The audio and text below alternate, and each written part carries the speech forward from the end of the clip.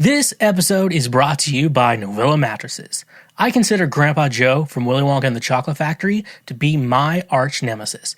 Even though I say this, I know we have one thing in common. That is, we both have a hard time getting out of bed in the morning. For Grandpa Joe, that's because he is a bad person. For me, it's because I sleep on a mattress made by Novella, today's sponsor. Meet their Bliss Organic Memory Foam Mattress. Perfect for those who want a cool, dry, undisturbed sleep throughout the night, made with organic bamboo charcoal fiber, excellent motion isolation, cooling gel-infused memory foam that fits all bed frames and is reasonably priced between $179 and $369. Perfect for if you want an inexpensive mattress for you, your children, or even for your guest room. Like I said, I personally sleep on a Novella mattress, and it has done wonders for me. Throw out that cheap Walmart mattress you got in college and get yourself a mattress made by Novella. Using promo code Schweezy or the link in our description, you can save 10% on any purchase through Novella directly. Become just like Grandpa Joe on a Novella mattress today. Again, that's 10% off using promo code Schweezy. A reminder, when you use our links, you directly support this show.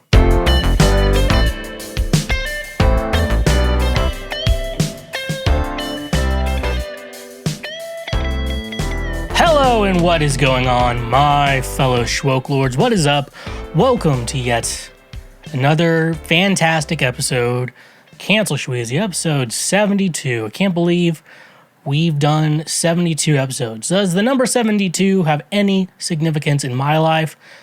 No, not at all. I was like thinking in my head, what year were my parents born? And it was not 1972.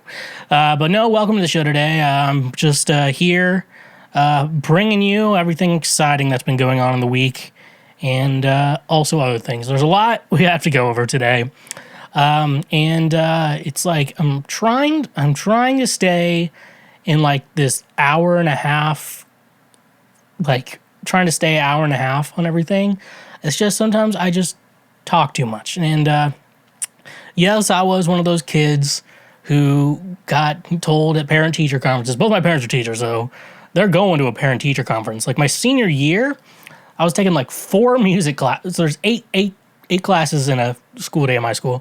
So I was taking 4 music classes, and then I had to take English, and then I had to take this weird computer class. This is like one semester, so I had to take an English class. For some reason, they made you take English 4 years, and then like a computer science class. And let's keep in mind, during this semester, so I had 2 classes with the band teacher, 2 classes with the choir teacher. One of the choir classes, I think I was just her student assistant or something like that.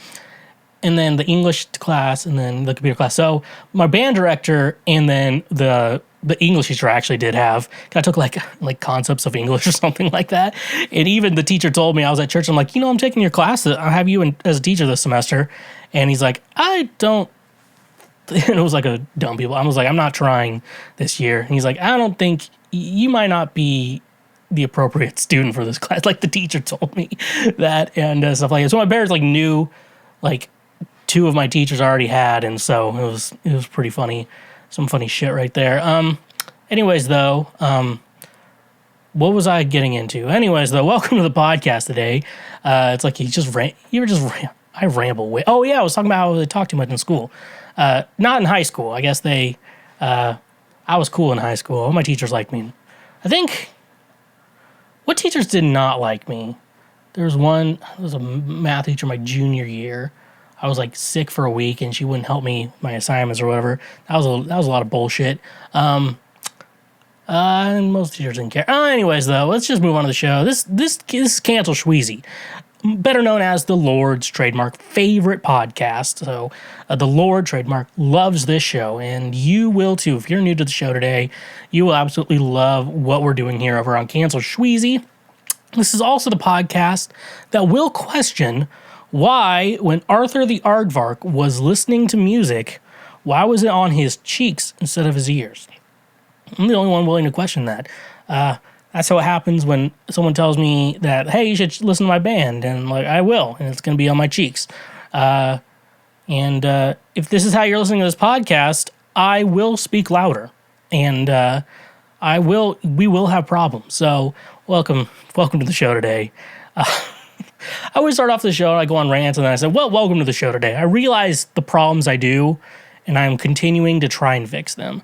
So thank you for those of you who are still sticking around on this show. It's easier when you're listening, when you're on YouTube. I'm like, not as many cool visuals here because I like to have a fast turnaround on the show, and majority of our audience is audio only. So I just try to help everyone. Anyways, though, go check out my music anywhere you stream music: Spotify, Apple, Tidal, Deezer, Amazon, YouTube, wherever you're getting your music at. I'll be there. Oh, God, saying my keyboard is low, meaning at some point I will have to switch out the rechargeable batteries, but not today. So go check out my music everywhere. I try to make music. I'm working on writing new music right now.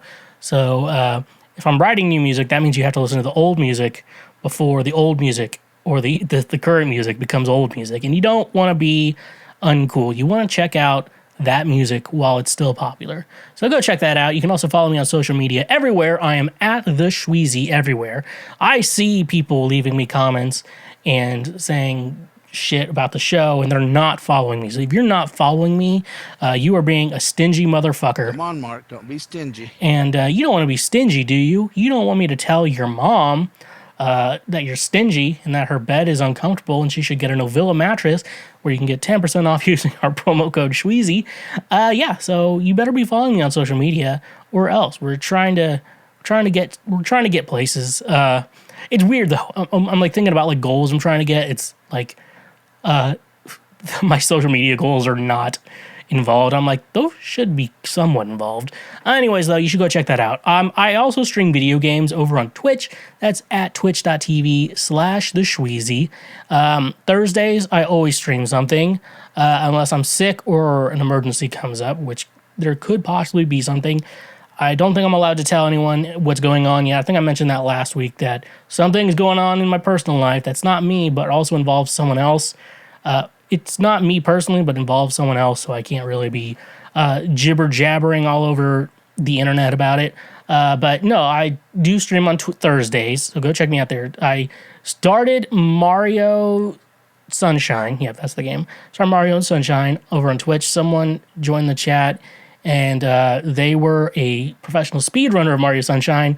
Like, wow, this must be your first time because you're playing terribly. And it's not about how... Even though I am the best Fortnite and Smash Brothers player, I'm not the best at every other games. I can't be the GOAT at everything. And so sometimes I have to suck dick. Or suck clitoris. I like to say, because saying suck dick, we talk about like sucking dick as if it's a bad thing. I'm like, I don't know. We should stop that. And I was almost going to say suck clitoris, but that sounds like I'd rather suck clitoris than suck dick. But then when you say suck dick, it makes it negative. And I feel like men are more enthusiastic about girls sitting on their face than women are about sucking dick. So we got to get women more psyched up about sucking dick. That's a goal that we need to make on this podcast today. Women, get excited about sucking dick.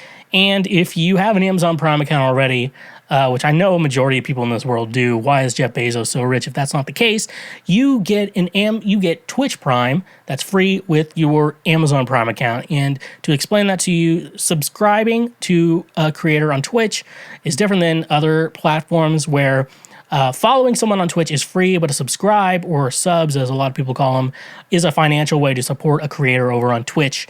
And you get one free sub, which is really around like $5.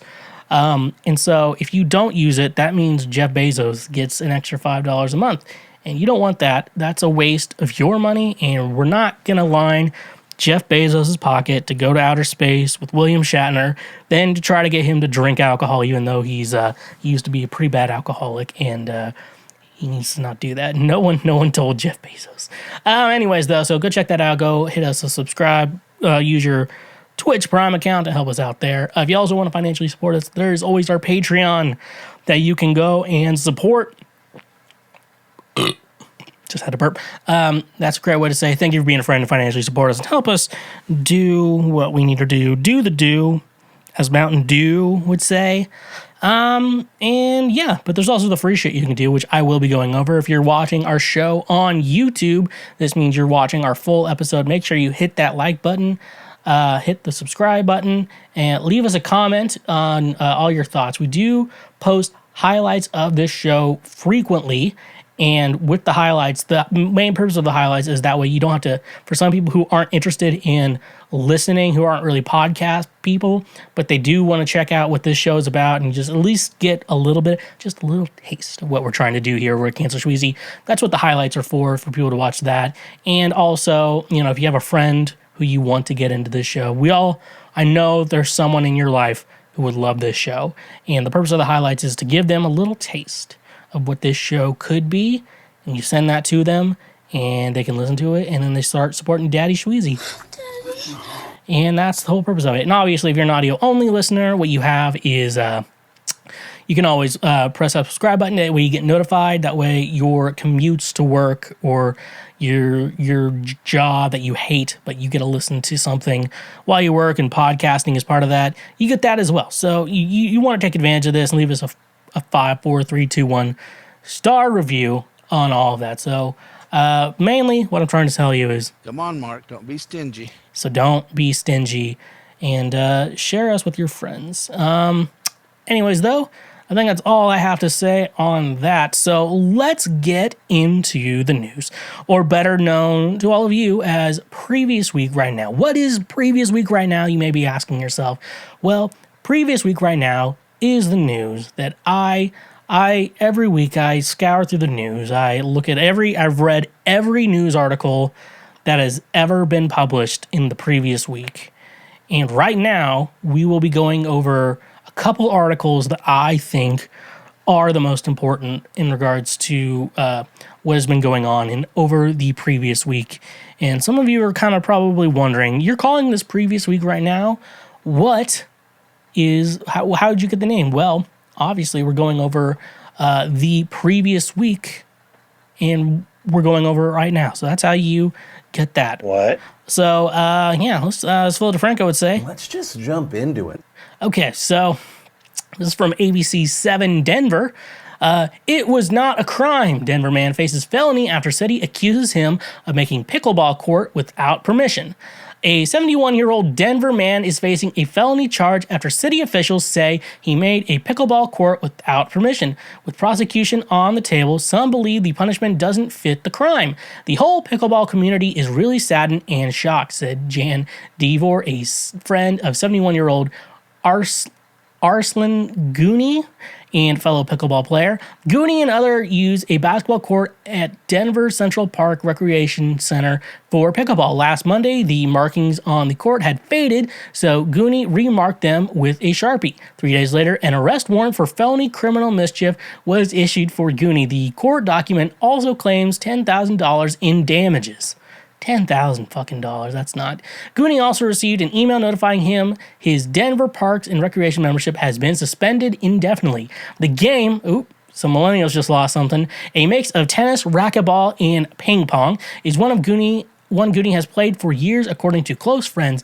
Devor said she and others are appalled, shocked, and saddened by the situation. He is what we call the mayor of pickleball, Devor said. He is an expert player himself, but always takes time to slow down his game to teach others to play with people of any ability. I have 40 letters that have been given to me that I am submitting to the lawyer that attests to his kindness and his generosity. He has written a letter to Denver Parks and Recreation apologizing. Devor went to say her friend was devastated by the ordeal. According to her and others in the pickleball community, apologies have not been enough. Now Gooney is represented by Holland Hoskins, an attorney who happened to be a pickleball player herself.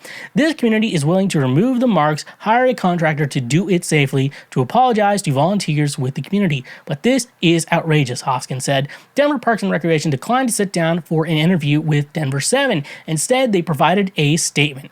It is our duty and responsibility to the citizens of Denver to protect city assets and public property. Defacing or damaging public property is unacceptable. A criminal offense will not be tolerated in any of our public buildings or spaces. Law enforcement is aware of the damage and the incident is being investigated. Pickleball play was temporarily suspended to assess the damage and related repairs. A spokesperson added pickleball play has since resumed. Hoskins said she is now trying to get the arrest warrant turned into a court summons so Goonie can avoid jail time. The community wants answers, but we want to sit down and work this out, reach a resolution, Hoskins said. This is an incredible misunderstanding and a mistake. It was not a crime. The court should be stayed for real criminal matters, not for matters like this, DeVore said. Goonie turned himself in on Thursday morning. His attorney, Holland Hoskins, said the district attorney agrees to a personal recognizance bond for Goonie around 3:30 p.m. Thursday. Hoskins and Goonie would be released in 6 to 8 hours from then if the court proceedings are functioning as normal. So we got to think here. Whoever was the person who was mad about a fucking 71-year-old Arslan Goonie, I was gonna say that's a dumb name, but he could have foreign parents, so I'm not gonna mention that. I don't know this guy. And also, no one, unless he chose that name, I don't know. So he's marking, so to sum this up for the dumbasses out there, which is me, I'm kind of rereading this. He remarked some of the lines with Sharpie because they faded, and then they're making a big fucking deal about this. Look, okay. I don't know what fucking Karen is in charge of this place, but you need to fucking clean the sand out of your goddamn vagina and realize that they really did nothing wrong. Like, it's like they're trying to do like a quick fix on something just to make sure that like they can play the game. Because like they need those lines obviously for the game, but they're so faded that they can't do it. So he's like marking it with a Sharpie to try and help them. And like, this is the one time I'm like on a boomer side. I don't even know who's on this other side of this Denver Central Parks and Recreation Center. Isn't weed legal in Colorado? Why don't you fucking smoke some weed and calm your goddamn fucking tits about this? There's real fucking problems in this world. And you're gonna try to like sue this guy for fucking vandalism. This wasn't vandalism. This was him fucking doing your goddamn fucking job and trying to maintain this fucking pickleball court. Like, you're supposed to do a good job at maintaining things, make sure things don't fucking fall apart. This is what taxpayer money goes into in regards to what you're doing here, and you're probably just spending it on goddamn stupid fucking shit all the time. And I don't know, I'm like, this is such a waste of time. I mean, the only charge you have him on is vandalism, and then you're going to have to prove he was vandalizing something or that you were wasting taxpayer dollars not maintaining a pickleball court. I mean, that's the situation we're in here. What the fuck is up your ass? And you need to figure your shit out. I mean, like, I'm on Arslan. And like, I hate saying that I'm on a guy named Arslan's side on this. I hope this lawyer takes you to fucking town. I mean, that's what taxpayer money's going to do. Maybe give them a good payout for all the shit that you're pulling. Maybe they can build a good pickleball court and make you go out of fucking business. That's all I have to say. Like, goddamn, there's real fucking problems going on in the world. First of all, like, yeah, like they're saying here, like, you're trying to use court, like, take someone to court, and that, you know, like, yeah, that belongs to real criminals, not this fucking guy who's trying to like help out jobs that you're supposed to be doing, maintaining this pickleball court. Like, this is public property, and like, he's damaging no, he's not. This is technically not damaging public property. This is maintaining public property. It's like, you know, let's say, you know, when you go to a tennis court and stuff like that, like, you see it's all wrapped up or broken down or whatever, and someone like goes in and fixes it. Is that damaging? They're not damaging the property. They're fixing the property. Damaging and fixing are two totally different things. And I, for some reason, got mad at this. I thought this was a funny title, and now I'm upset. Here we go. It was not a crime. I just saw it was not a crime, and I'm like, deface or whatever. Okay, we're done with this. This isn't even going to be a highlight. Why do I keep going on about this? All right, here we go. I'm going to drink this Diet Coke from McDonald's, not sponsored.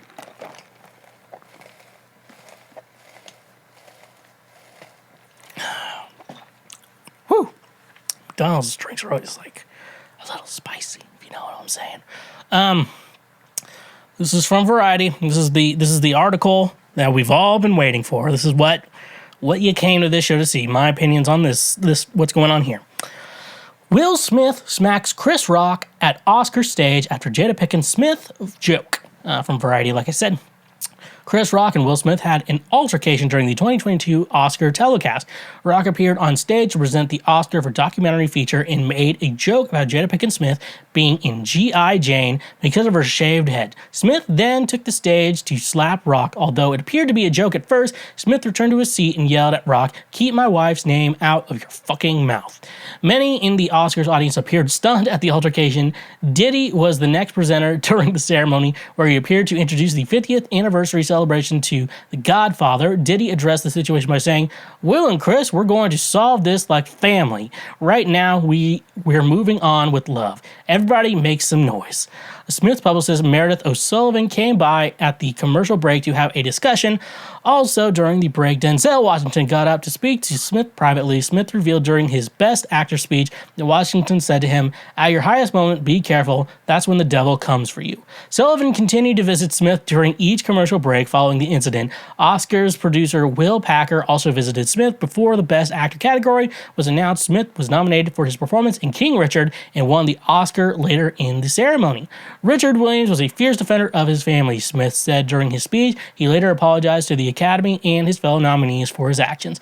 Pinkett Smith announced last year she shaved her head after struggling with alopecia. The actor said in an Instagram post, "Now, at this point, I can only laugh. Y'all know I've been struggling with alopecia just all of a sudden one day. It just showed up like that. Now, this is going to be a little bit more difficult for me to hide, so thought I'd just share it so y'all not asking any questions. Mama's gonna have to take it down to the scalp so nobody thinks she's got brain surgery or something. Me and this alopecia are going to be friends, period." Rock ended up awarding the documentary Oscar to Questlove for Summer of Soul. Asked in the Oscar press room about Smith smacking Rock, Questlove said, "I'm not talking about that. This is about the Harlem Cultural Festival." Variety has reached out to ABC for further comment on the Smith-Rock incident. So there's a lot of things that are going on here that we all have to keep in mind. So, obviously, the alopecia thing, yeah, that's a big thing. And so a lot of people are going to be on the side of Will and Jada, obviously, for saying that, oh, she was struggling with alopecia. That's not cool for Chris Rock to joke about. We also have to realize Chris Rock was hired to host the Oscars, and he is a comedian. So when he's up there making jokes, stuff like that, he's not aiming to be serious. He's joking around. He's not actually making jokes. You know, he's not trying to hurt people. He's just having fun, joking around. That's, you know, the comedian. They hired a comedian to do a comedian's job, and he did what a comedian is doing. And he's, you know, what's it, room work or whatever they call it. So he's doing that and stuff like that. And so obviously Will Smith was not happy about it. You know, just give him a one slap, and then sat down and keep my wife's name out of your fucking mouth. So, you know, people are talking about, hey, it's never a good idea to, you know, physically harm someone and stuff like that. And for the most part with that statement, I do agree.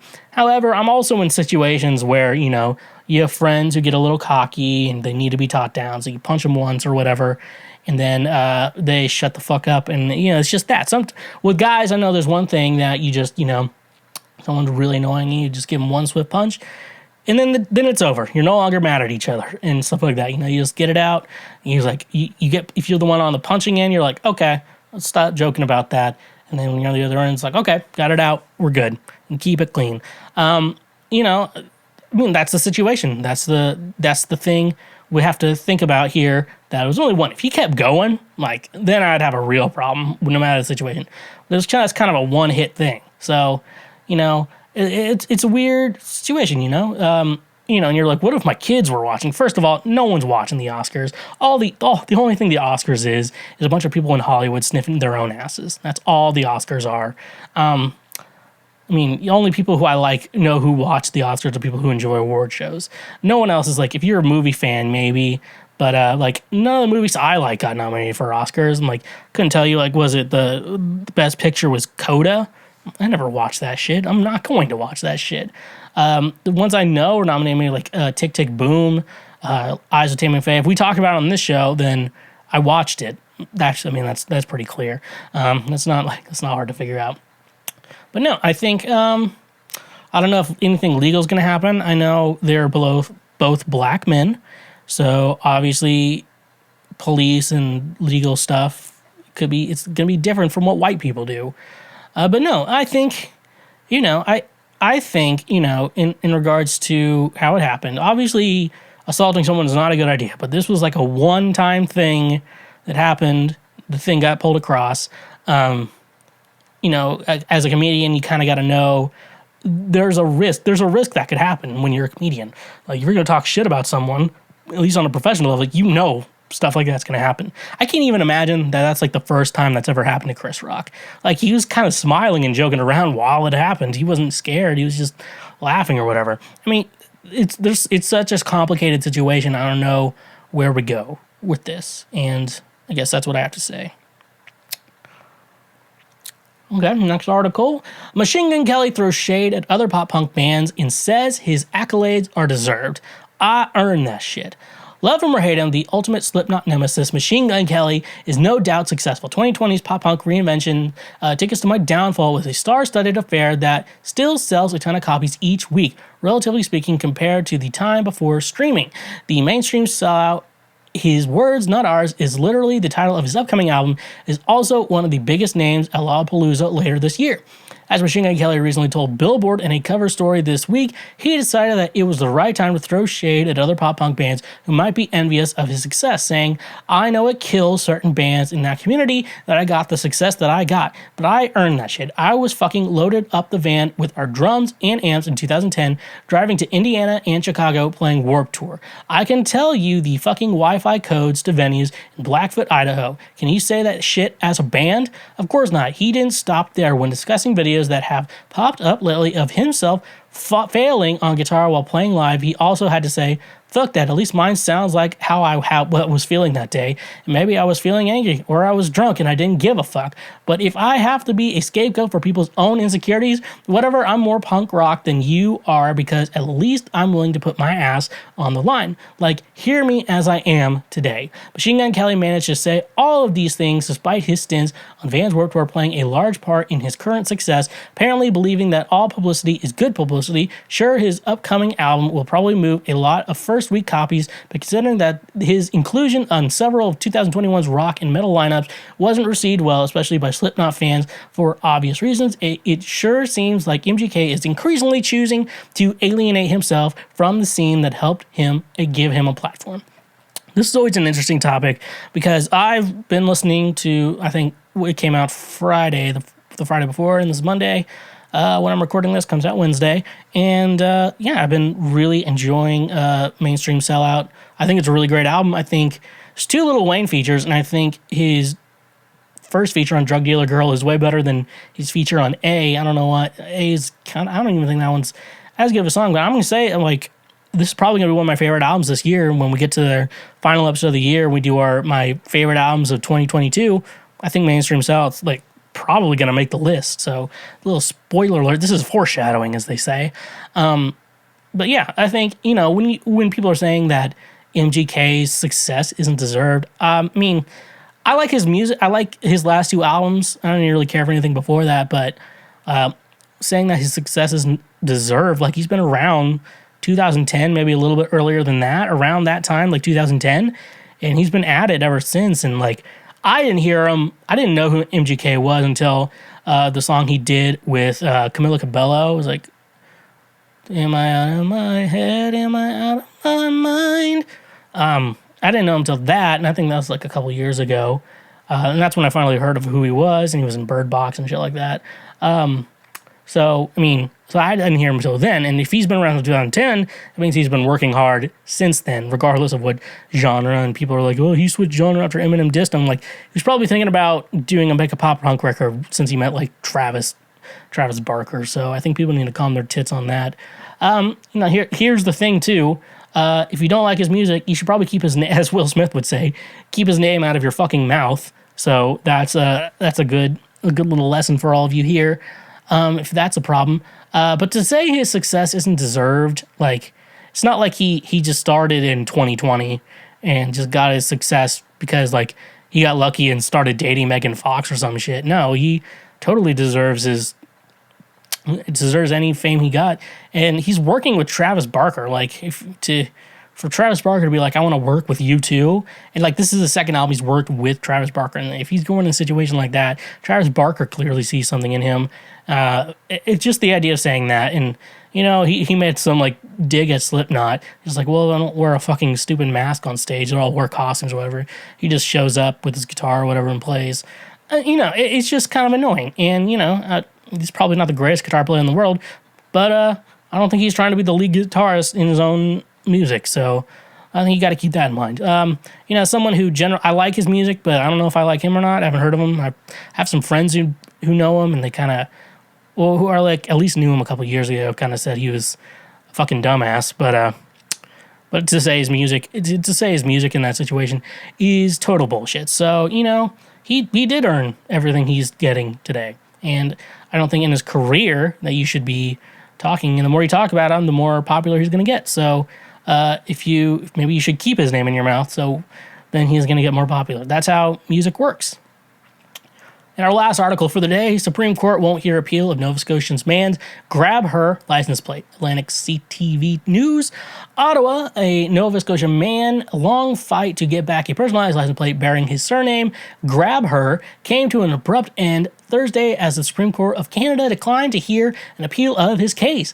As is customary, the court did not give reason for its decision in denying Lauren Grabher leave to appeal. Grabher's defense team had maintained that a previous Nova Scotia Supreme Court ruling violated his right to freedom of expression. We are disappointed with the decision, said Grabher's lawyer, Jay Cameron of the Justice Center of Constitutional Freedom.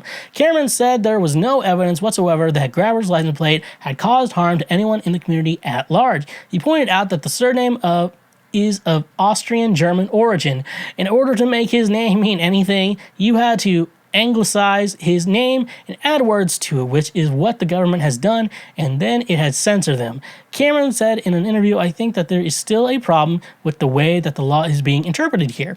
He pointed out that a grabber plate is currently in use in Alberta while he was in Manitoba. Court had previously ruled that the charter does apply to personalized license plate. Grabber was not immediately available for comment Thursday. His Nova Scotia plate, which has had for nearly 30 years, was recalled by the province's Register of Motor Vehicles in December 2016 after it received a complaint that the word promoted hatred towards women. He first took the matter to the court in 2017, arguing the registrar's decision violated his charter's right to equality and freedom of expression. The case came before the country's top court after the Nova Scotia Court of Appeals unanimously ruled last August that the trial was right to conclude that Grabber's license plate was not an area to which freedom of expression applied. Writing on behalf of the three-judge appeal panel, Justice Cindy A. Bourgeois, also her last name is Bourgeois, I think that's how you say it, also noted that the license plate could in fact be interpreted as a call to gender-based violence. In Cameron's submission to the Supreme Court, he argued that the question to be settled by an appeal was whether government-owned personalized license plate should be excluded from the scope of Charter of Rights and Freedoms guaranteed of freedom of thought, belief, opinion, and expression. Grabber's case was not the first license plate to be taken on by the Alberta-based Justice Center. In June 2020, the center successfully got the Alberta Register of Motor Vehicles to reverse decision denying Thomas Manasek his personalized free AB license plate. It also won a case involving a Manitoba Indigenous man who wanted a NDN car plate returned. Another court challenge against Manitoba Public Insurance proved unsuccessful after it had revoked the ASIMIL8 Assimilate plate of an avid Star Trek fan because of a complaint that it was offensive to Indigenous people. I don't know what to think about this. I remember it's a fucking license plate. And to be honest, though, I always feel weird. I don't want to put like my name or my last name on a license plate because I don't want people in public to know anything about me unless it's about this show. And besides that, or my music, go stream it anywhere like that. So I don't know. I kind of get both sides here. I don't know what to think. So you all have to tell me what you think then. That's how this works. Did you know that 40% of the food in the US goes uneaten? I did, and I don't think that is very cash money considering $218 billion is the exact dollar amount being thrown away. But now I know you're asking yourself, what can I do to help? Well, today's sponsor, Imperfect Foods, is here to solve that problem. Imperfect Foods is helping to prevent food waste, and so far, their customers have saved 139 million pounds of food. They're affordable and convenient, making sustainability more accessible. What I love most is that they meet a lot of different dietary needs. In moments I'm stingy with my diet, I always go full throttle on a low-carb diet. They can even hook you up if you're vegan or vegetarian as well. Here's the best part. When you sign up using the link in the description, you get an $80 credit. Holy guacamole from the avocados you can get from Imperfect Food. That is an incredible deal that you should be taking advantage of. So sign up for Imperfect Foods today. Help stop food waste and get an $80 credit. Remember, when you use our links and promos, you directly support this show. You all know that I'm built different, but I bet you are coming to me to learn how to be built different as well. The only way to be built different is to get yourself some supplements from today's sponsor, FNX Fitness. FNX Fitness is committed to creating innovative supplements of the highest quality that provide focus for a productive morning, energy to thrive all day, performance supplements to reach new goals, unique sleep and recovery formulas to support any sport, and healthy supplements to support an active lifestyle for years to come. I also really enjoy their clothing line that makes you look good while working out as well. Another thing I love about FNX Fitness is that with every purchase, they donate a gallon of water to a child in need. Start working out smarter, not harder. By using the link in our description today, you can save 15% on your purchase. So go save 15% on some of the best supplements out there when using the link in our description. And remember, when you use our links, you directly support this show. Okay, folks, so today I am trying out a new segment, hoping you all will enjoy the words I say in this segment. I did not have this planned out properly, apparently. Anyways, though, so last week in our advice section of the show, we had a question that was basically, how do you make a girl laugh? And obviously, I'm the funniest man alive, so there's no way I can teach someone to just be me, to be exactly like me. So we had to go to WikiHow to answer this question. So I thought that was a fun enough segment that we could try and do it again on a WikiHow, and so therefore I'm bringing this article today. We are going to learn to it. And before I go into anything, I have to apparently say about WikiHow, I don't think WikiHow is stupid. Actually, some of the articles are like really helpful. Like have been helped by a WikiHow article. Do I have any examples right now? No, but I will say they have been helpful. The thing with WikiHow, though, is they are on a quest to teach you how to do everything or anything. And in that quest, we come across some nonsense every now and then. And that's where people in entertainment like me come in. So let's jump into it. So today's article from WikiHow, let's learn how. How to listen to music. We're not going to read the paragraphs because that sounds boring as shit. Does anyone actually do that on a WikiHow article? I don't. Anyways, though, so let's get right into it. Method 1, finding new music. Ask friends and family you trust to suggest music for you if you don't know where to start getting into music. So yeah, I think that's helpful. You have friends and stuff like that. It's like, you're listening to. Sometimes, like, if you're in the car with someone and they start playing something, that is a really good time to be like, what band is this? And then you do that, and then you hop on your Spotify or YouTube, like, just say, like, your friend is listening to Schweezy. You can go check out Schweezy on Spotify or Apple Music or Tidal or Deezer or wherever you get your music from. You know, that's a great way to do it. Another thing I do want to say is, like, if you do, like, one band and you want music similar to that, Apple Music and Spotify, those are the only two I've really tried out, the music services. Currently still on Apple Music.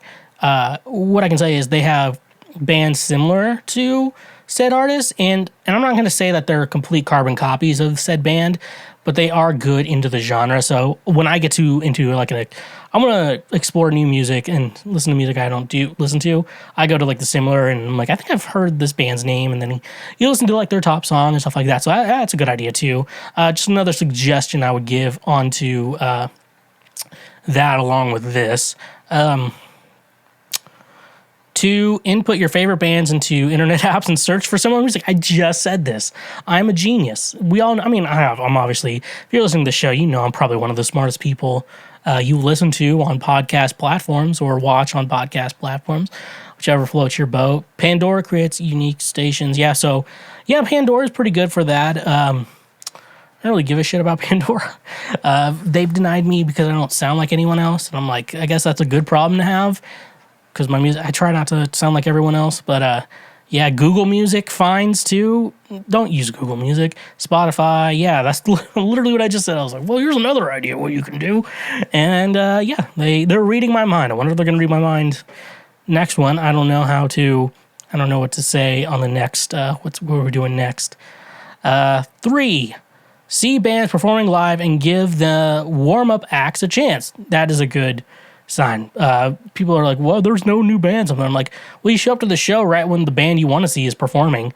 It is good to see warm-up acts a lot of times because the idea of the warm-up act is typically the main headliner is taking them on tour with them because they think a similar artist would like them, and so if they're good as the warm-up and you like them, you can listen to them. That's why I discovered artists like Mink. She's terrific. She opened for Kevin Garrett couple years back, and that was a really great show, and big Mink fan now because that's why if you stay for the headliners or the openers, so you give them a chance. It's a great way to discover new music, and that's what the headliners for. Like if you like them, you like them. Yeah, shit.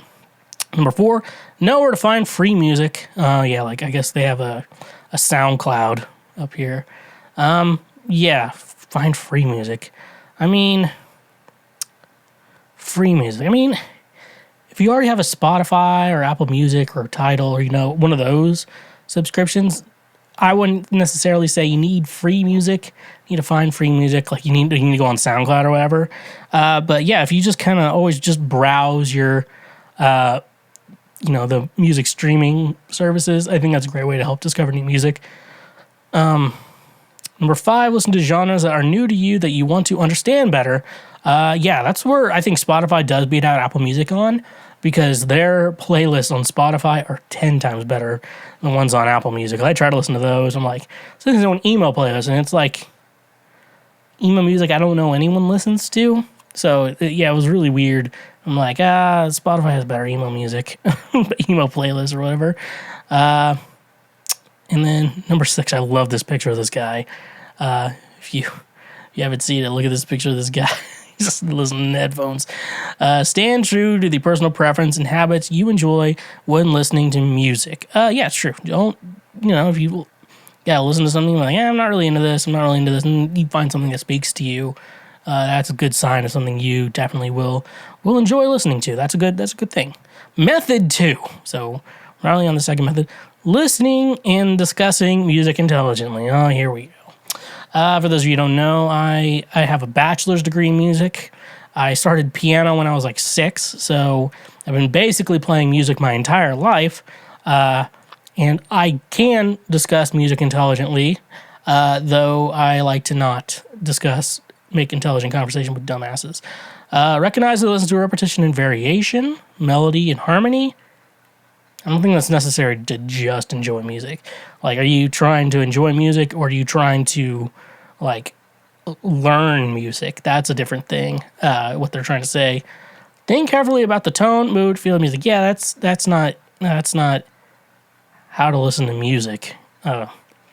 Whatever. Listen in for specific instruments, nothing the part of, okay. That's fun to listen to. Like, I never hear that before. I think it's something you discover on like a second listen or something like that. That can be really exciting for you to check out. So, that's not necessarily a bad thing. That picture.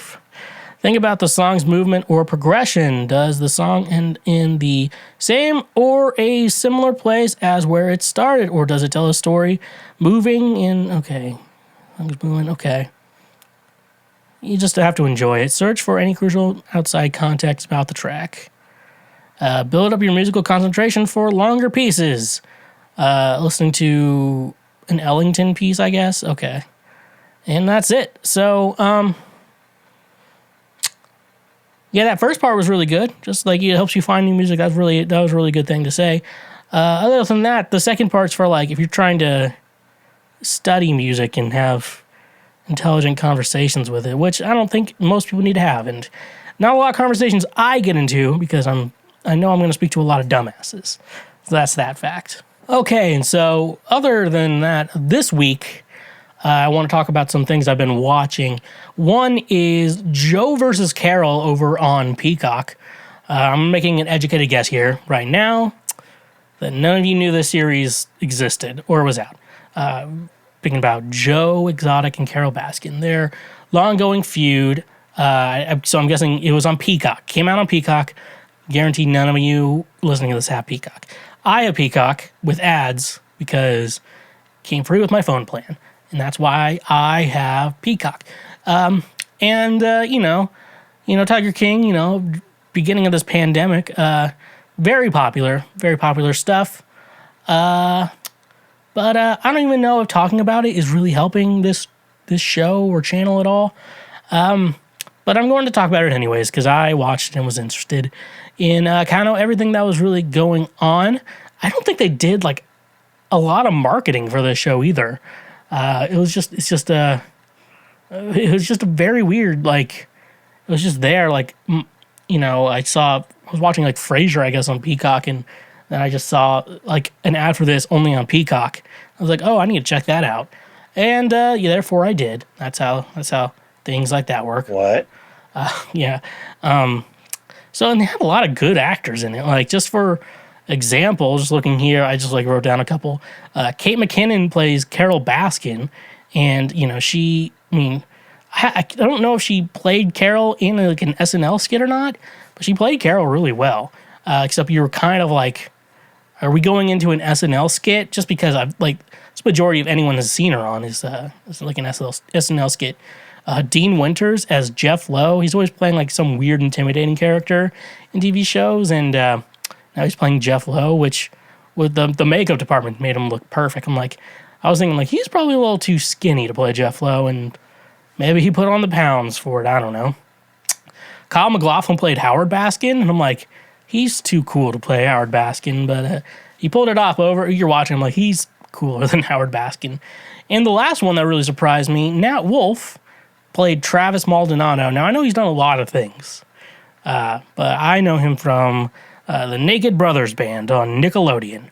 I'll never forget that he did that, and I will remember that for the rest of my life. He can't run away from that, Nat Wolff. You will never run away from the Naked Brothers Band, not as I'm alive. So yeah.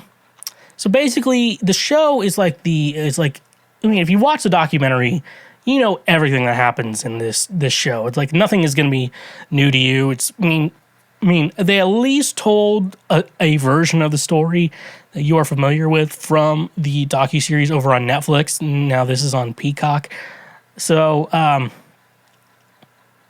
yeah, it's basically formatted as the rivalry between Joe Exotic and Carol Baskin, and it kind of just starts where they started. Like the first episode starts with like some animal rights protester says, "I'm with Big Cat Rescue," and then everything like that starts from there, and it's where Joe learns about Carol Baskin and starts talking about her and did the Big Cat Entertainment website, and so the lawsuit starts and everything like that. So yeah, so one of the biggest takeaways I get from the show is the fact that I have to say that it looks like a parody, like you're watching a TV show, like a fake TV show, and they're like, yeah, and they even made a TV series about their actions.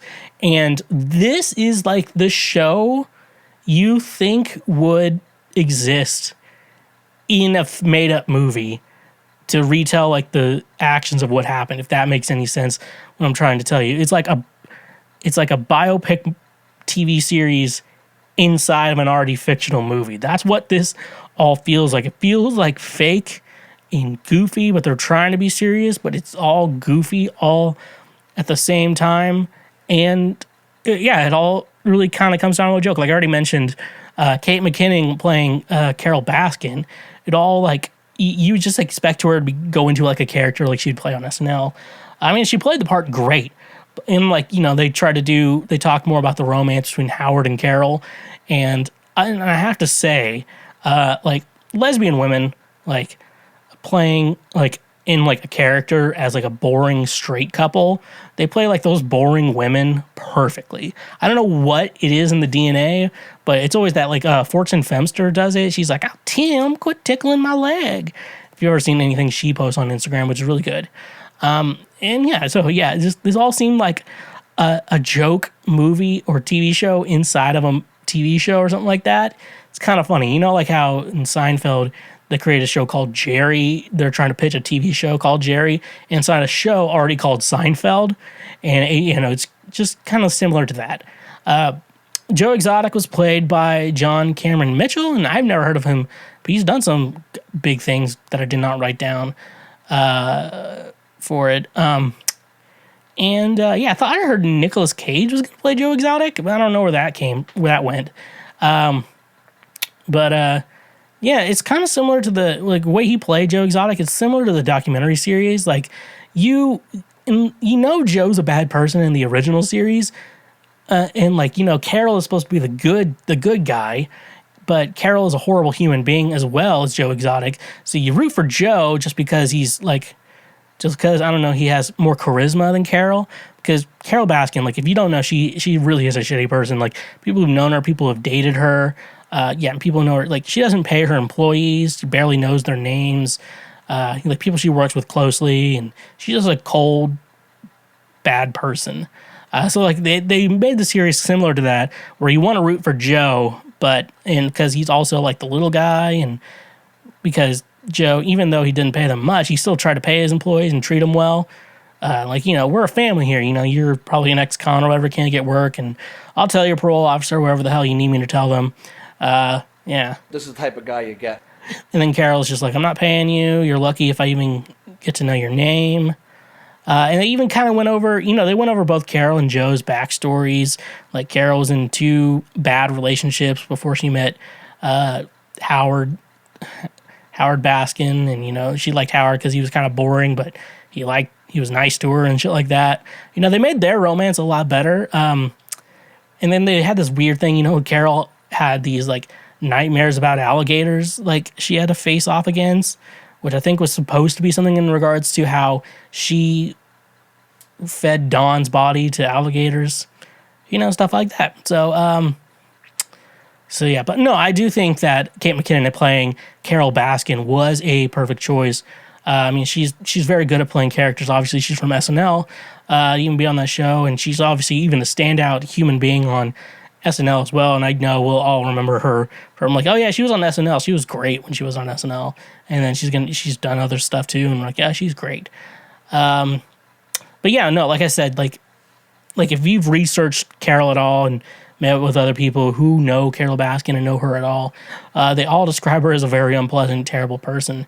But like she does have like a passion for rescuing big cats and saving big cats, and they do show that well within this documentary. But at the same time, like you don't want Carol to win, and then they like make it out to her at the end like you should feel sorry for her. It's like everyone hates me. Doc Antle, Joe Exotic, Jeff Lowe, they're all out to get me, and they all hate me. And I'm like, they wouldn't hate you because like most of them, at least to some extent, really do care for animals and want to like take care of animals. Like I think Lauren Lowe, that's Jeff Lowe's wife, that she just turned 30, so I don't know, they might not be together much longer. Just saying. But like she was mentioning like with the dead tigers, they show in the thing that Lauren was like, yeah, they were perfectly healthy and really good, like at some persistent level, they do care for these animals, but they may not be doing some of the best things with that. So, and I think the reason why people hate Carol and everyone's against Carol is because she is an unpleasant person. And literally, you know she is a bad person. They show that to her, like when someone was having a hard time, she owns property and someone was had a hard time paying like their rent or whatever. And Carol's like, well, you have 15 days or I'm going to kick you out. And like, Carol, can you be reasonable? And stuff like that. Like, she is an unpleasant bad person. And they focus a little bit on that in the show, but like not enough. Like, really, because in my mind, if you're going to make this in the end of whatever you're making, you have to admit Carol's a bad person and Joe is a bad person. It's two bad people going against each other. That's how I'd make it. But they kind of make it in the end that Carol won and Carol's the hero of it all. I mean, like, Joe just did a dumb thing and did a really dumb thing, stuff like that. Like, try to hire someone to kill Carol, and it didn't work. And other characters that don't really have much to do. I thought Nat Wolff of the Naked Brothers Band really did Travis's death really well. I think they kind of did some voiceover stuff, like about how Travis like came to Oklahoma and like you meet someone who really saves your life, and then and his death was like 100% had to be an accident. It's like, don't worry, won't go off unless it's loaded, and then he accidentally shoots himself, and like it's really sad. They made Jeff Lowe and Howard Baskin cooler. I've already mentioned that. They made them way cooler than they actually are, which is like really funny. I think that's just the power of good like actors who are cool, and it's like, they can understand a character and like try and do them justice and like do them good. But like if you're cooler than the artist or the person you're playing, it's hard to come across as that. I mean, that was like my biggest complaint with Jessica Chastain playing Tammy Faye. Like, Jessica Chastain is a goddess who, which I have already said on record, but we'll say it again, if she was selling her used underwear, I would buy it. I think that's the only person I'd really buy it from. I mean, like, I'd have to imagine, like, even her smelly parts have to smell good, right? That's besides the point. But if you're a redhead, hit me up. DMs are open. They also made Alan Glover, the bald guy who was hired to kill Carol.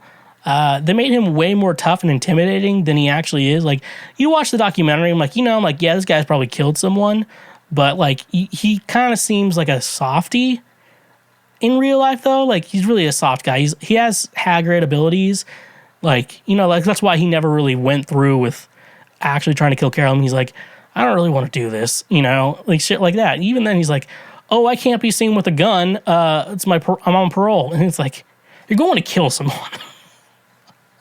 I don't, it's like, you're going to kill someone. Are you worried about like breaking your parole at this point or whatever? And also I think the last person I want to talk about, Saf, who formerly was Kelsey, who he lost his arm with a tiger. I think Saf was formerly Kelsey. So if you remember from the original documentary, Saf lost his arm to a tiger. And they like Carol tried to make it off as like, yeah, they don't know what they're doing because that happened. I'm like, that could happen at a normal zoo too. Like, you could lose your arm at a normal zoo to a tiger. You just something, that's an accident that happens. And like Saf was very well trained to do it. But they made Saf a he throughout the entire thing, which I don't know when Saf transitioned or came out or decided to be like, I'm going as he, him, or whatever. But, they just were like he, him the entire thing. I'm like, oh, okay. So that was really cool, really respectable. But besides that, though, if you're bored, watch this, and you have the Peacock account, don't sign up for Peacock to watch this. I mean, it's not that good, but if you really, really, really like Tiger King and you're still somewhat interested in it, you could enjoy it.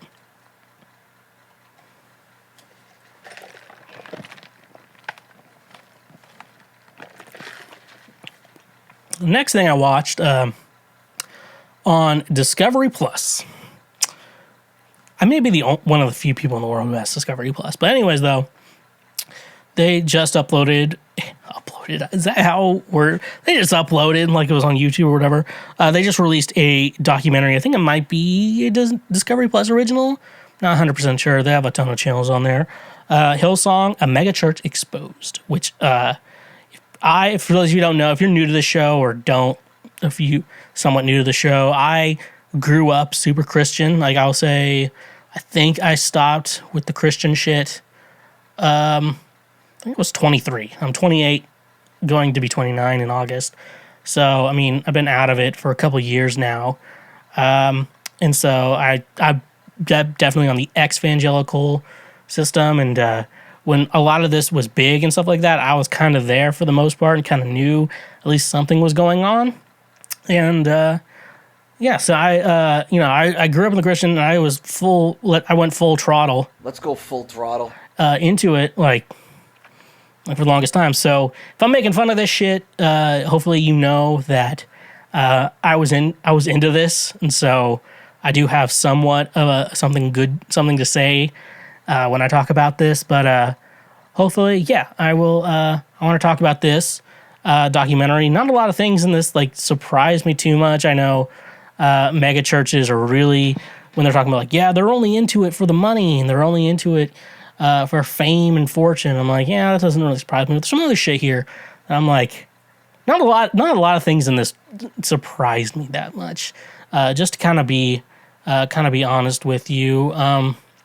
Before watching this, what I know of Hillsong is I knew they were a church. I knew they had like a kind of college type thing out in Australia, and there's probably one timeline where I actually went out there to that timeline to do that, because at one point I think I might have been like a worship leader, like studied to like a Christian college to be a worship leader or whatever. There's a timeline where I became that, and so I always knew Hillsong from the music. They always, in their conferences, and they always had these.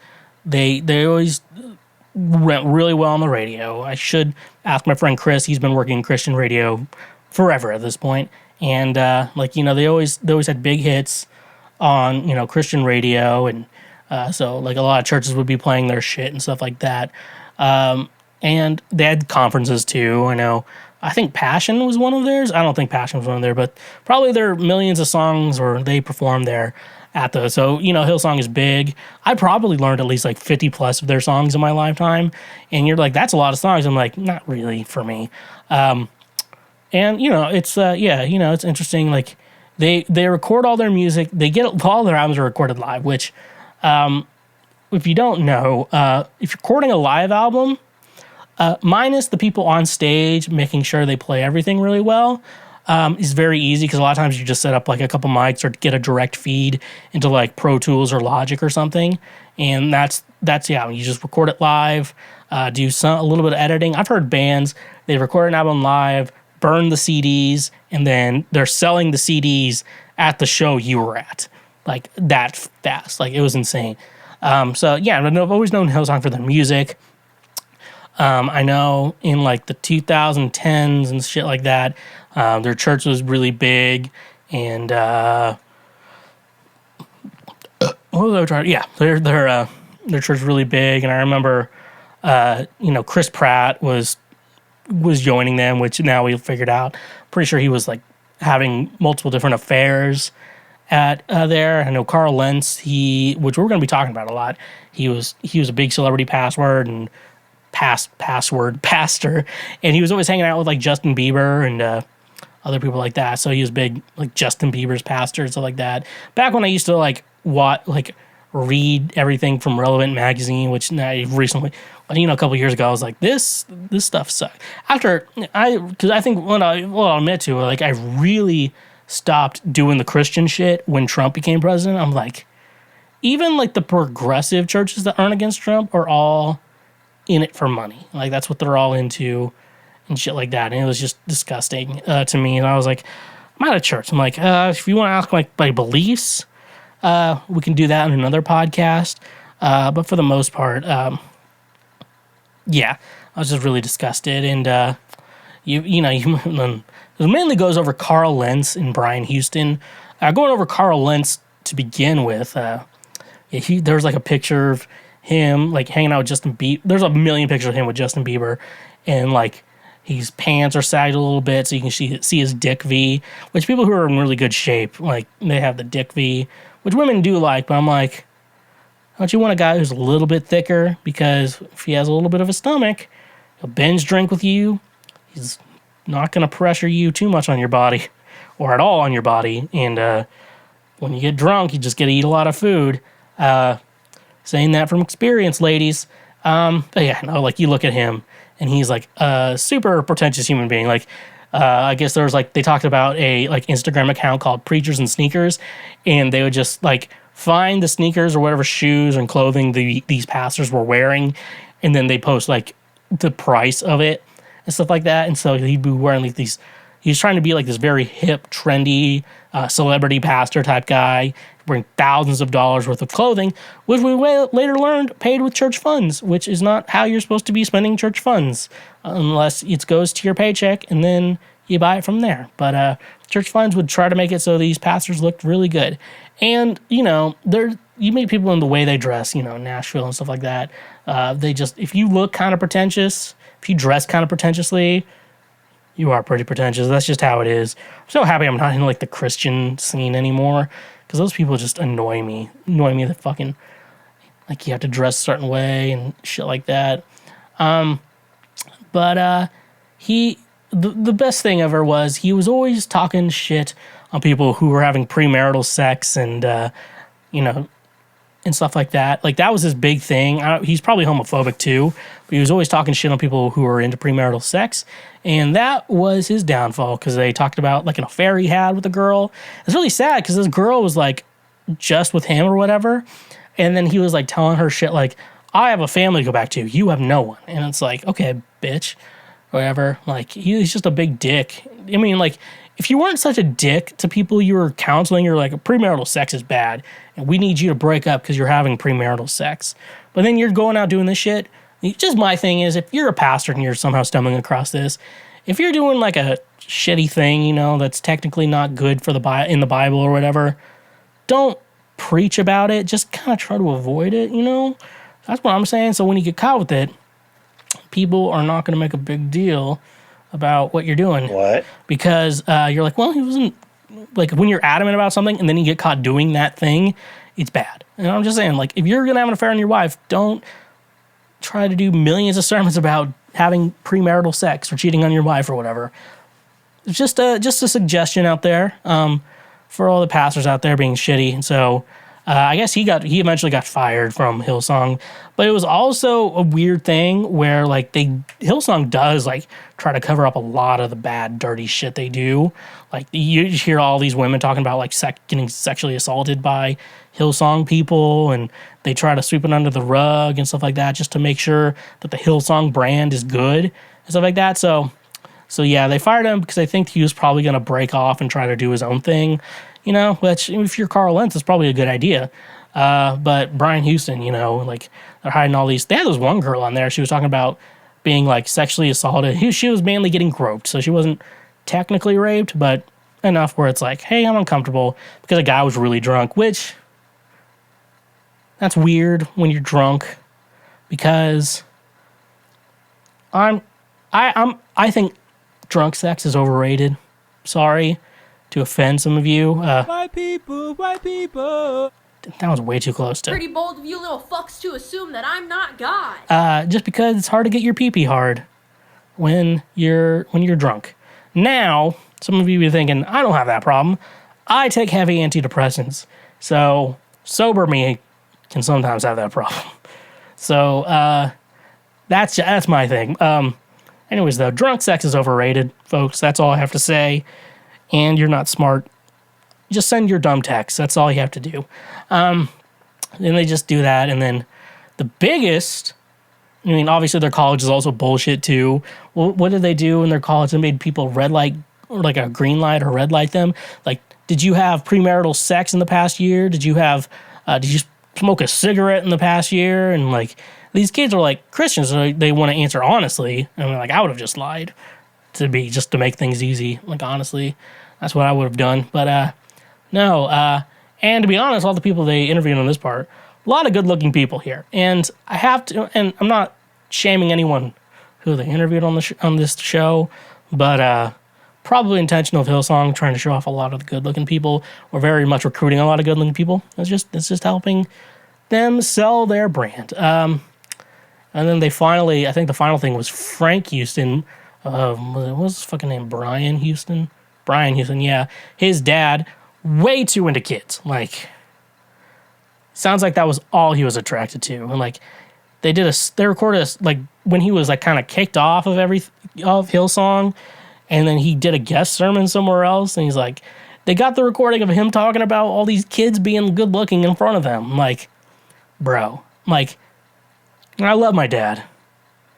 And if I found out my dad was doing that shit, I'm like, look, I don't condone anything my father did, and his dad's dead, so you can say whatever the fuck you want about your dad. I'd be like, I don't condone what my dad did, and I'm very ashamed. That does not represent our brand, and we tried to make sure we took care of that back then, and we still try to live up to that now. I feel like their PR isn't handling things the best way. They're trying to do what's an easy fix, but it's not the best way to handle a situation, which that's how we're ending this. I want to know your opinions for anyone watching or listening. How do you think Hillsong should have handled all the sexual assault, all the cheating, and all the bad shit they did to try to make themselves a better product? Like, I don't think there is any like good situation they could have got themselves into, but That's my hole. That's where it spits. when an enemy shoots at you, you pull out your Captain America shield. When Doc Ock attacks you on a bridge, you control the nanobots from your Iron Spider suit to control his arms. So why are you allowing all these websites to store your credit card information? The solution to that is today's sponsor, Privacy. Privacy is the first payment product that keeps your personal information private while being even more convenient than using a physical payment card online. Privacy empowers you to protect your physical card information. Each merchant you share your card information with puts you more at risk to hackers or data breaches. Why not use a privacy card instead? By creating a virtual card with privacy for each merchant you shop with, your physical card is safe and secure. Privacy cards can be paused or closed at any time, preventing any future transactions from being authorized. Privacy cards can also be single-use, meaning they close after just one authorized transaction. One of my favorite ways to use privacy is for any service with a free trial that requires a credit card to sign up. But wait, there's more. By using our link in the description, you can get $5 to spend anywhere. That's money that you get to use. So start paying the smart way with Privacy. And remember, when you use our links, you directly support this show. Anything can be delivered to you these days. Beds, bananas, bricks, and even boxes of beans. But what about alcohol? Yes, even alcohol can be delivered to you thanks to today's sponsor, Drizly. Drizly gets all your favorite beer, seltzer, wine, whiskey, and much more delivered directly to your home. With their easy-to-use mobile app, we are getting one step closer to never leaving our homes. You know it's saying something when it is being praised as the Amazon for liquor. Drizly is my go-to app for getting all the booze I need so I can do other things. So using our link in the description today, you can save $5 off your first purchase through Drizly. Drizly has proprietary ID verification technology that it provides to its retail partners that allow drivers to scan IDs for more than a barcode to make sure the purchaser is over 21 years old in the US and of legal drinking age in Canada. Retailers on Drizly may have a minimum order or delivery fee, so using our link in the description, get $5 off your first order with Drizly. And remember, when you use our links, you directly support this show. Okay, so it's time for Ask Schweezy, the part of the show where you send me some questions, or I find questions, and then I answer them for all of you, because I'm probably the only person in your life who knows how to answer these questions.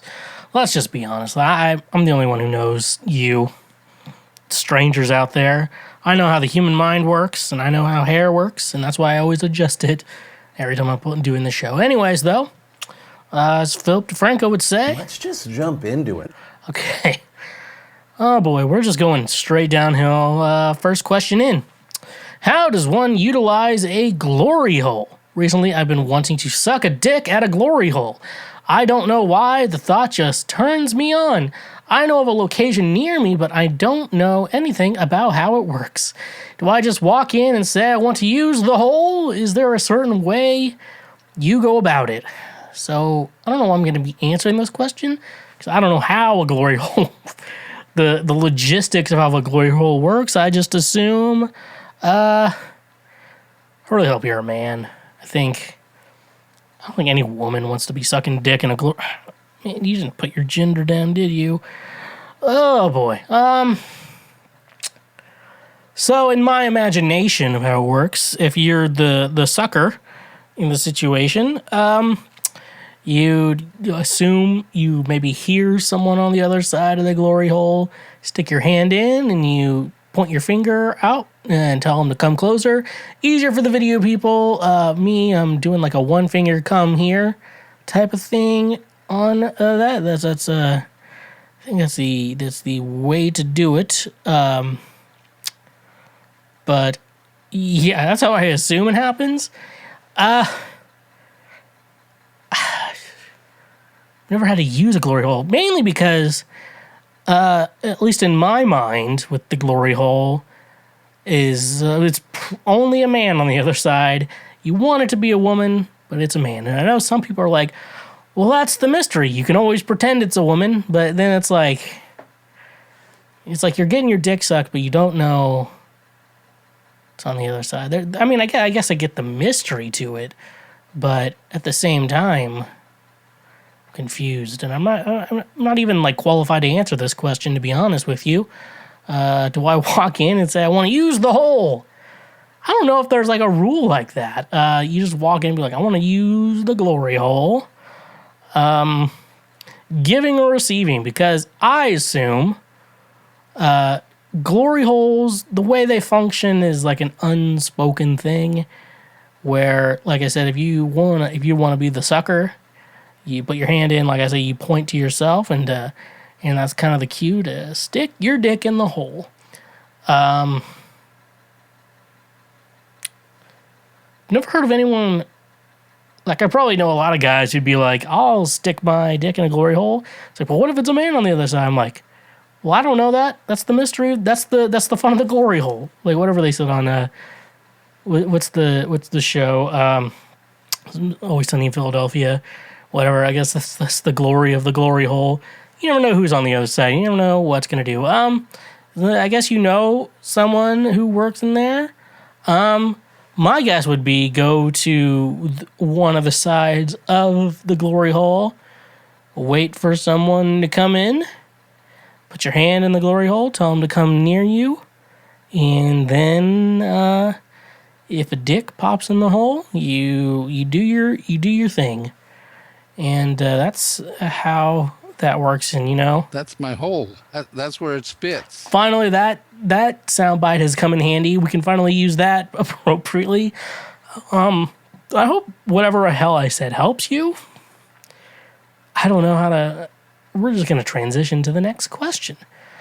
Do you actually judge fat people eating in public places? I've been fat my whole life, and I feel like everybody is judging me when I eat in public places. Like if I'm eating something healthy, they look at me and go, look at this girl, acting like she's got this big by eating these. Or if I eat fast food, they go, look at her, so fat and still keeps eating fast food. Do you actually think something like that? So the first thing I want to say is that, to be honest with you, no one thinks that, like, we all think about ourselves mostly. We rarely think about other people. I'm the rare exception. I get annoyed with other people sometimes. We just do. But that's more thinking about how they're acting towards me, to be honest. And, yeah, it's just like you're acting very peculiar towards me right now in this very moment. And, yeah, but to be honest with you, you got to remember, something I always want to remember people, like when you're insecure about something in yourself, no one gives a shit about you for the most part. Everyone's always thinking about themselves. I don't know how fat you are. I'm also want to say that. You said you're fat, and there's different kinds of fat. Like, I'm fat. I used to be fatter, and I think I might be a little bloated today. Been drinking a little bit in the last couple days and such like that. So that's one thing. So yeah, the thing is, I don't know. Also, in determining factors, I don't know how fat you are. Are you on the my 600-pound life spectrum of being fat? It sounds like you're able to get into fast food restaurants. So just making that guess from there, I'm guessing you're probably not struggling to walk. You're probably not immobile. You're not into that. So you're probably just, I'm going to assume that you're probably a little less fat than my friend, which I will not even say his nickname I have for him. He had an ex-girlfriend who was 280 pounds, shorter than I am. So less than at least, well, I'm like 12 feet tall, but she was the height of a woman, and 280 pounds. And now he does not like fat women, which is good. I'm glad he's married and his wife is great and not fat at all. And so it is really funny. So if you're fat like her, like, no one's going to give a shit about you eating fast food. I really think, though, I don't know, like I said, I don't know you, and I don't know how fat you are. I think people are going to be really judgmental about your fatness and eating fast food. I think when it gets to a place where you're barely making it inside the restaurant to eat, and even then, it's like a lot of times you'll probably drive through because then you have to get out, go to the counter, get your food, then leave. And most people who are the point of being fat, where there's a judgment going on about them, are not able to do what you're doing. If you're able to make it inside the restaurant, stand in line, order your food, get your food, make it to the table, sit down, eat, finish your food, throw everything in the trash, and then leave and walk. If you're walking fine, people probably don't give a shit.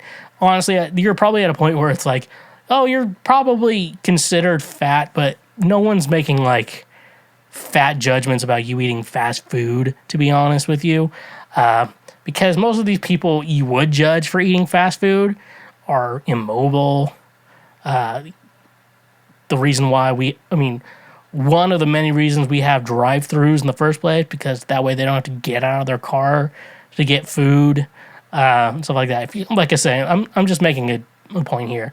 Like, you're probably like me and probably need to lose some pounds. Hasn't been easy when you eat a lot of garbage food recently, like me. But yeah, I'm gonna guess you're not as fat as you think you are. That's why I always suggest everyone watch My 600 Pound Life or any of the fat shows on TLC, because it makes you feel a lot better about yourself, and also like helps you lose weight. It's a great meal to. It's great to eat and watch that show. I don't know what to say about that. But yeah, I guess that's my thoughts here. You're probably not as fat as you think you are. People always think about themselves for the most part. And yeah. I don't know. That's probably my thing. And also, I should probably end with this. I remember thinking about this when I got this all organized or whatever. I generally have a rule, or I don't fat shame people I don't know. Like, if you have fat friends, fat shame them all you want, because you love them, you want them to be healthy. But if it's people you don't know, like, you can't fat shame someone, because you could see someone, say you see a 300-pound person walking around, and in your mind, which is okay to think things in your mind, just don't say it out loud. As long as you don't say it out loud, it's not a sin, according to Jesus. You see someone who's like 300 pounds walking around, and you're like, man, that guy is fat. But what you don't know is that guy used to be 400 pounds and is getting ready for gastric bypass surgery so he can take care of himself. That's why you don't do that to people you don't know. But when it's your friend who just overeats every day and doesn't do anything but smoke weed and drink all day long, and that's all they do, and they wonder why they can't lose weight, that's the person you should fat shame, not the person you don't know. Only fat shame people you do know. That's like a lesson for everyone. And therefore, we can move on. Is it common to really dislike your first name? I have a really uncommon, hippie-sounding first name. Think something related to astrology, stars, etc. While the meaning is pretty beautiful, I've always hated being the guy with a weird name. Plenty of people believe I'm non-binary because how odd it is, not sounding male nor female, and that it's not an actual birth name. Online, I usually avoid telling people my real name and use a nickname I made up that sounds closer to the actual guy's name, even to people I grew close to. I wonder if there are other people like me. So I'm somewhat similar to you. Like, here's one thing I always want to talk about with people with names and stuff like that. I know there's a lot of people born with like really stupid names, And I don't want to be the guy getting into race or anything, but I know from my black friends know that if you have a very black sounding name, it's a little bit harder to get real professional jobs, especially ones like you meet people who are black, but they're very qualified for a job, but they can't get it because they do have a black sounding name. It's something like that. And, that's the name your parents gave you. And the thing with names, I've always wanted to think about is you don't get to pick the birth name you have. So, I think about it a lot like gender, at least. With gender, I know everyone, you can be whatever gender you want, and I'm always fine with that. You can transition. That's not what we're talking about, but you're gonna be born one gender. Like, we have two genders that you're gonna be born as. That's just how life works. You're going to be born as male or female, as Ben Shapiro would say. And if you want to change it when you get older, go for it. That's how I always think about it. And I think about that a lot as, when we think about names. And you're going to be born a name. And, when you get to a certain age, typically with like going to college in like a new town or whatever is the perfect time to transition that, because you don't have to be called the name you were born as. My Christian name, I like to call it Christian name, is like your birth name.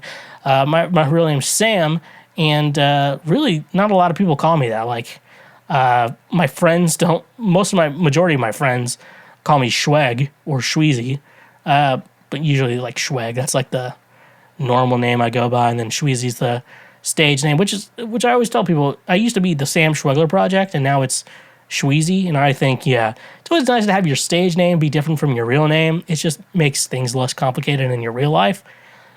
But no, I hear people all the time changing their name. My music teacher, she started going by a different name when she started college, and, stuff like that. I always say, like, college is a good place to start going by a new name. You don't have to go by your birth name. That's always something I really think people should really understand. Your birth name is just what your parents named you and called you. But as you no longer are really, like, when when you're under your parents' care as a kid, you have your name, but then you become an adult, you don't have to go by that name anymore. Like, you should be able to, at some point, you have your legal name, and as an adult, you can change your name. You can have people refer to you as another name. You can even legally change your name if you want to. It's just kind of, and people talk about, like, your first 18 years of life, that's your free trial. And then once you're 18 or 21, that's when the real thing begins or whatever. And then, change your name if you want to. Like I said, if you're an adult, like what it sounds like it is to you, and you don't like your real name, go by a different name. Find a name that you like and go by it. And, at first, your friends are going to have a weird time with it. Your family's going to maybe have a weird time with it. My family still calls me Sam, everyone in my family, because it's just, it's not something I really care about. One, because I go by Schweg, which is my last name. It's a little different when other people have that same last name. You can't really go by that, so it's just, that. But, I 100% believe, and I always give people nicknames, so I'm not really one to judge.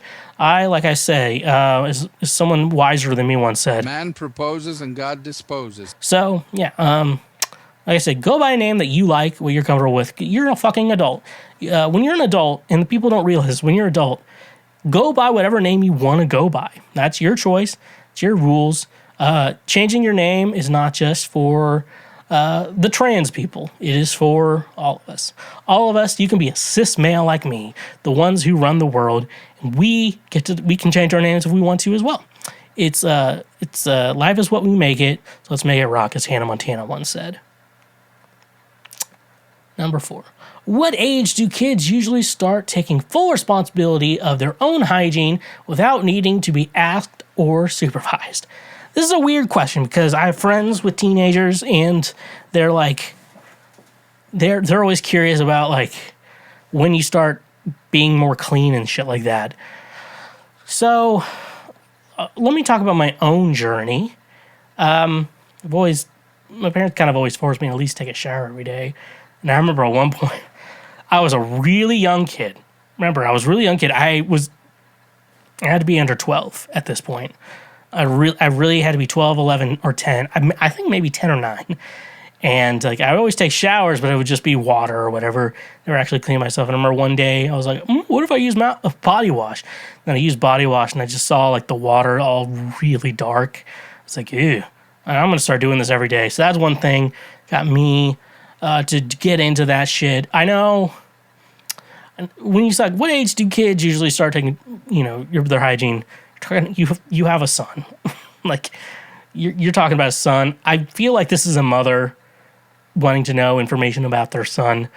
And that's the real question. And it's kind of a scary answer for me to give because the answer I want to give you, what I would at least say, and at least in my experience, is when they want to start impressing girls and start talking to girls and all that stuff, that's when most boys, I'm saying a majority of boys, will really try to take care of their hygiene because they really want to impress girls. And if a girl, I think this has probably happened to me once, you go up to a girl and they tell you smell, you're going to remember that for the rest of your life. And you're always going to try to make yourself clean. I'm kind of a guy, I get sweaty super easily. I try to make my life and revolve my life in a situation where if I'm going to get sweaty, I plan it out. And I can smell really bad really quick. And it's definitely something. I've gotten a lot better with it. It's like if I'm not doing anything someday, I can skip a shower. But, I'm pretty oily too, as the QAnon believers say in the comments when I talk shit about QAnon. So needing to be supervised. I don't know how old your kid is. I'm really hoping they're like 7. That's what I'm really hoping, close to 7. I'm really hoping you're asking this question as they're close to 7. But to be honest, you got to hope they want to try to impress women. Most men, I don't know how men are attracted. Well, most of the gay men I know, I don't know if it's different now because everyone's gay. But gay men are usually a little more hygienic too, so that's a plus. But yeah, when they want to get women, and then that's the scary part. You meet like those, the weird guys in anime and smell really bad and don't shower and shit like that. That's the scary part, and I don't know what's going through their minds. Maybe there's some people who really don't like cleaning themselves. Jake Gyllenhaal is one of them, and he's just lucky that he's hot. I know Matthew McConaughey doesn't really shower much, but people don't think he smells bad, so he's in a weird lucky spot. What? Yeah. Only thing I can really tell you in a hopeful idea, and maybe you can try to guilt trip and gaslight in a little bit, because gaslighting in emotional bad ways is bad, but gaslighting to get a son to shower regularly, ends justify the memes, as I like to say. Hopefully, when you have a child who is interested in women, you can be like, women do not like smelly men. Therefore, you need to shower. Hopefully that works. That's going to be the best advice really I can give you, to be honest with you. So I really hope that is the best answer, but then you have those weird... If they're in anime, you're going to have to force them to shower. That's just how it is. I don't make those rules. I'm sorry.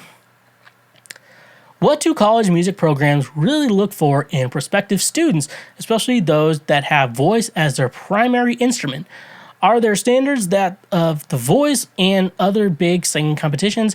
I know I can sing, but all I can show for it is natural talent, since I never had experience with any form of vocal coaching.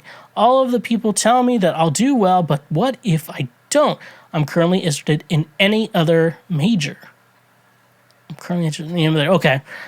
So for those of you who don't know, I'm qualified to answer this question.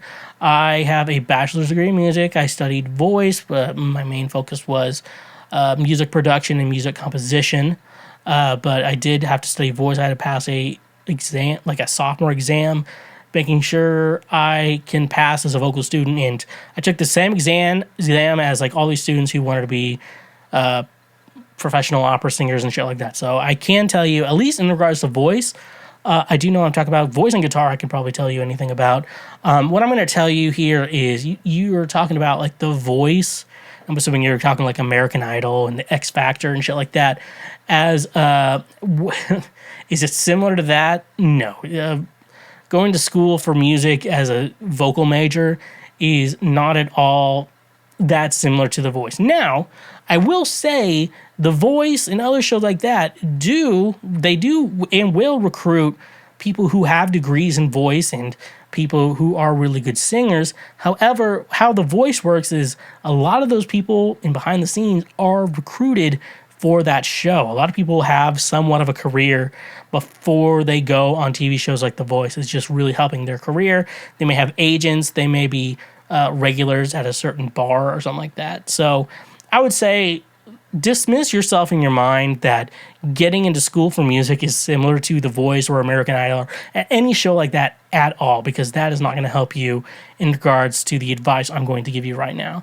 You're talking about natural talent. I don't know if you were ever in like your choir or you did solos and ensembles or anything vocal related in your school. So I don't know that. That's going to be information. I don't know if you were in a choir, you have a vocal teacher. You say you don't, you never, like you're similar to that, so you don't have any experience. Let's talk about what a music teacher is going to expect out of you or the audition process, because I auditioned for college back around almost, actually, I think it's been around 10 years ago. So when you're looking into a vocal program, when you're talking about your vocal teachers now, I kind of understand what they're talking about, but I guess I can't really think fully. You're going to audition to get into music school. There's a couple things they're probably looking for, because there's this idea, they're going in with the idea that you may partway through or halfway through or anything similar to that may switch majors and not actually want to study voice anymore. They're thinking about that. They're wanting to look for someone a little bit more committed to it. And if you look committed and you're performing like you're a committed individual, that is something they're going to really look into. They're also looking for, there's part of it, they want to look for what talent you have going into the program. So they're thinking about how good you are of a musician before we even accept you. They want to know your skill level. They want to know how good of a musician you are before we will let you into this program. Because when you're a vocal teacher and you understand at what skill level your student is, especially as a new vocal teacher going into a new program, they're going to want to know how good this student is and where am I going to have to work on with this student. So you want to make sure someone at least is somewhat qualified to be a student in this school and to be one of my students. You want to make, every teacher wants to be like, I think that person has potential. And they're looking at potential too, and I think that's the really last thing I want to say in regards, especially to a vocal major. They want to look at your potential. They want to know where you are right now and what your potential is. So they have to look at that. And looking at where your potential will be is kind of, it's like a game. It's like Shark Tank. If you ever watch Shark Tank, where they're trying to think of a product, that's why I think Mark Cuban and all the other people, they have to be really smart when they come to. They have to think, this is a good product right now. I like this product. This is a good product, and that's a lot of products on Shark Tank. But what they have to think of, because just because it's a good product doesn't mean it's going to sell well and help them make more money. Because what they're thinking of is, I want to make a lot of money. And I have money up front right now, so if I put money into this product, then will I reap the rewards of what I'm trying to make with this? And that's kind of what they're thinking about you when you're auditioning. They want to see your potential. They want to know your current skill level. So I guess to sum it up, think about it like Shark Tank, where they're looking into you as the current product, and they're looking for the potential of what we can gain from that. I know I'm friends with some music teachers, but I guess they have more things to say. That's the best thing I can say.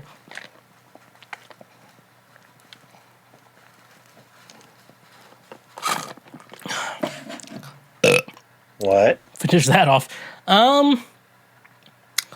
Sixth question. Do guys care about / notice self-harm scars at all / especially when hooking up? I've been clean from self-harm for less than a year and I don't plan on doing it again. I'm in a better place now, but obviously I still have and will probably always have at least some of the scars on my wrists and thighs. Anyways, I've gotten a lot more sexually active in recent months, and every time I get with a new guy, I get nervous that they'll judge me or say something, and I don't want them to pity me or anything or talk about it really, so I don't know if it's a thing they'll really notice or think or care about, so I was always wondering if it's something I should worry about. Haha. Okay, I also want to say, someone on TikTok commented this, if I'm reading something and it sounds like I'm reading on like a 5th grade level, I'm still reading everything perfectly. I'm just telling you. What? Second of all, just looking into your question, you're talking about like hookups and shit like that. So look, I want to say this kindly and stuff like that. And to say this right, to be honest, I've been really thinking about this lately. Things that women find insecure about their bodies, I don't think men really care about. They're like, I have a little bit of cellulite. I don't want a man to see that and make me feel bad. I'm gonna be like, look, I don't know what cellulite is, and if you showed me cellulite on your body, I probably wouldn't notice, and I probably wouldn't care. It is weird, and like, and it works the opposite way around too with men. Men are worried about their penis size because we're conditioned by porn that women need a massive hog, and it's not at all, because women can get off with you fingering them, and your fingers aren't as big as your dick. That's how life is. So yeah, talking about what your situation is, hooking up and stuff like that, and they see your scars. To be honest, as a guy, we're just trying to get inside you, to be honest with you. If we see self-harm scars, if they look like scars though, like we're probably gonna be like, in our minds, we're like, oh, she might have had a problem with this in the past, and not really bring it up or anything like that, especially on a hookup. They're not going to bring that up, because that sounds like a mood killer, and we're not trying to kill the mood. We're trying to get it in, FYI. Now, if they look fresh, we may be concerned a little bit. The good guys, at least, will be concerned. The bad guys still won't care, to be honest with you. They're still not going to care, and they're still going to move forward with the situation. So, that's another thing. Yeah, that's all I really have to say. Really, to sum it up, like, what women are really insecure about, men probably don't care about, to be honest with you. We're just trying to get it in and get out. Like the gas station, come and go, to make sense. So let's go on to our last question of the evening. What correlation is there, if any, between neckbeards and incels? Is there some form... God damn it. Now, this is me reading badly. Is there some sort of relationship? Are the terms interchangeable? My knowledge is pretty limited. I know of the Milady meme. Is he a stereotypical incel or not necessarily? Thanks. Okay. So, to be honest with you, I do a neckbeard and an incel with the differences. Now, there are neckbeards who are incels, but not all neckbeards are incels. Like, one thing, like with incels, is there could be a guy out there who's really not that, who doesn't look that bad, that can still be an incel. Now, neckbeards have an appearance to them. And to be honest with you, I've, hung out with neckbeard and stuff like that. There can be really nice guys and stuff like that. The problem is with neckbeards, is that sometimes they don't shower. So like that, they can be really great guys, but sometimes they don't shower, and they don't know how to groom their facial hair. Now, I'm not the best with my facial hair, but I try to keep it groomed and stuff like that. Overall, though, like they try to have the chin strap and everything like that. And then there's the Milady, because they all have a look, and they like to wear fedoras and stuff like that. But really, I really want to say with neckbeards, like, neckbeards aren't that bad of guys. Like, if you're a woman, there's a meme, which I like to bring up to friends, that... ladies, if you really want to get a boyfriend or get a date with a man, I'm not telling you this is like the best quality of man, but you can find someone who is very nice to you and very sweet to you. You have to go to like a game shop, where they play Magic the Gathering or some shit. Go to the table where they're playing Magic the Gathering. Say, it's like, I've always wanted to learn how to play Magic the Gathering, but no one's ever been able to teach me. And then you'll be swarmed with guys You find the least smelly one. A couple days later, he's going to tell you he has a crush on you. And, yeah, you can have a man there. Like, I mean, he'll be very nice to you. Thing is, neckbeards don't necessarily always feel entitled and shit like that. But incels will feel entitled to you. Like I said, there are a lot of incels who are neckbeards, but not all neckbeards are incels, if that makes sense. It's kind of like, like the voice gay men have. They have a certain type of voice. It's like not all gay men have that voice, but only gay men have that voice.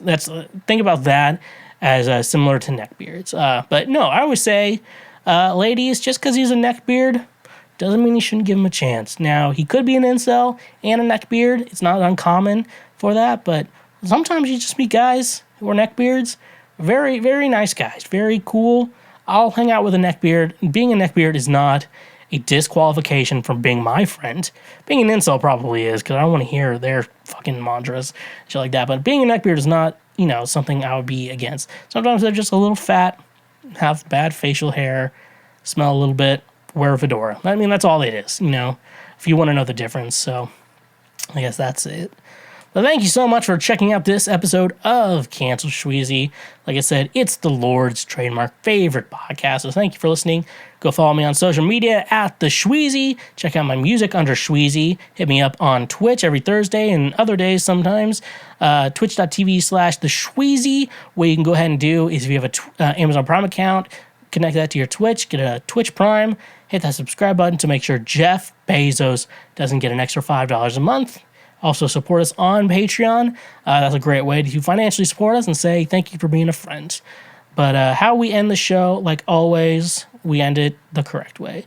So honk if you love butt drugs, and stay awesome. Believe it or not, Schweg isn't at home. Please leave a message at the beep. I must be out or I'd pick up the phone. Where could I be? Believe it or not, I'm not home. Hey, you just finished a full episode of Cancel Schweezy. Thank you so much. Wherever you are listening or watching this show, make sure you smash that subscribe button that we can get notified anytime we release new episodes. And like I said before, honk if you love butt drugs, and stay awesome.